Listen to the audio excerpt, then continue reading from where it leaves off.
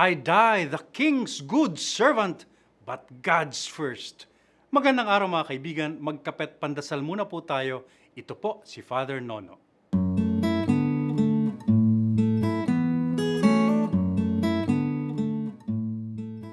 Yan po ang mga salitang binitawan ni Saint Thomas More sa harap ng kamatayan. Matalik niyang kaibigan si King Henry VIII ng Inglaterra na siyang humirang sa kanya bilang Chancellor ng Kaharian.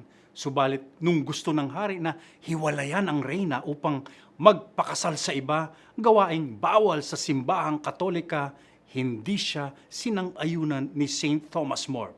Kaya't ito'y pinapugutan ng ulo ng hari. Sa huling sandali, pinaliwanag ng santo, oo, siya nga'y lingkod ng hari, subalit una ang Diyos at ang kanyang pananampalataya kaysa sinuman.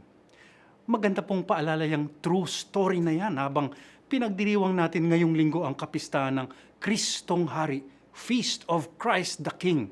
Noong itinatag kasi ito ng simbahan noong 1925, napansin ng Santo Papa na kumakalat na noon ang mga ideolohiya at lalo na ang mga diktadoryang rehimen tulad ng sa Pransya, Alemanya, Espanya, Italia. Sa maikling sabi, dumarami ang mga nagpapakilala bilang hari ng kanilang bansa at sa pagsakop sa ibang bansa, hari rin sila ng mundo. Dahil dito, itinatag ang kapistahan ng Kristong Hari upang sa pamamagitan nito, matapang nating maipahayag tulad nga ni Saint Thomas More na tayong mga Kristiyano, iisa lang ang ating hari.